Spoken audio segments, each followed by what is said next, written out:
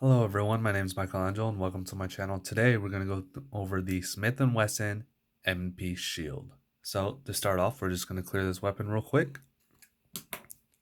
And as you can see, we are completely empty. And so what do I have to say about this gun? Well, for one, it's a little smaller than what I personally like. I personally like carrying the SIG P320, which obviously is a much larger gun. And essentially what this is, it's a single stack 9mm. It can either hold 7 rounds with the flat base plate, or it can hold 8 rounds with the extended full grip. I currently have mag guts on the way that will turn this 8 round into 10 rounds. So that's gonna be pretty exciting when that comes in, and I'll probably have an install video for that.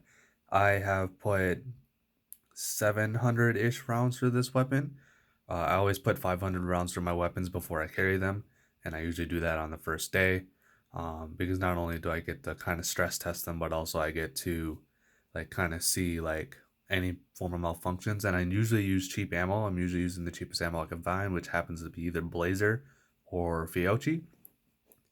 And essentially, it went through all that just fine. I didn't get any malfunctions. If anything, like I started limp wristing just because like I was tired of shooting. And like I will admit, after about 300 rounds, this gun's not that fun to shoot, because it's so small. I always use a 115 grain, by the way, because it's so small and so thin. Like after a while, like right here in the crease of your hand, it just starts to hurt. Just from the how pinpointed it is compared to like the SIG P320, because it's so wide in comparison. The SIG P320 doesn't start to hurt. Didn't start to hurt until probably like the 400 round mark. And again, that's just because I was doing 500 rounds at once, and I was just kind of getting tired of shooting.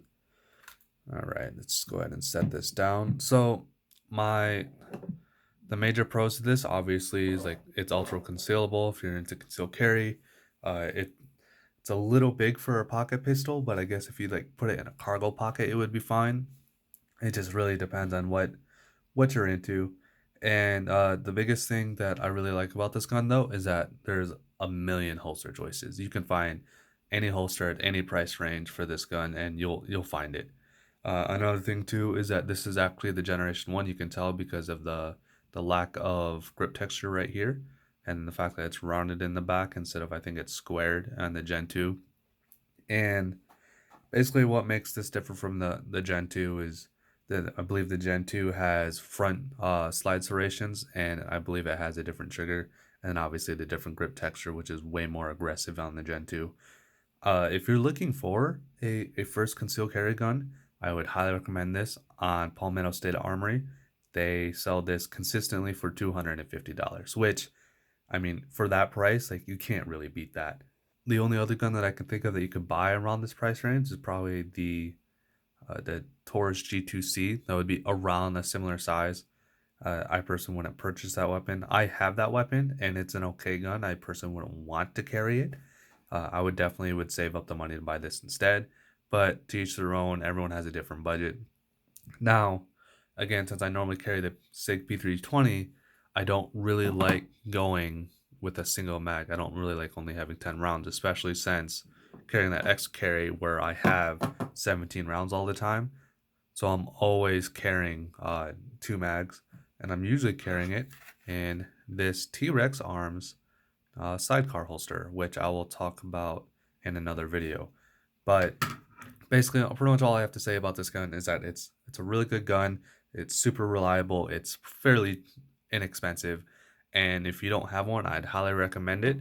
It also comes in 45 and 40, and I believe that's, and maybe 380. I'm pretty sure it comes in 380 too. So it comes in a bunch of different calibers. Again, you can buy mag guts for it to extend both of these magazines. There's a mag guts extension to put this into 8 rounds, and then there's a mag guts extension to put this to 10. Outside of that, I don't really have any complaints about this gun. If you have any questions, leave a comment below and I'll answer them. But until then, I will see y'all in the next one.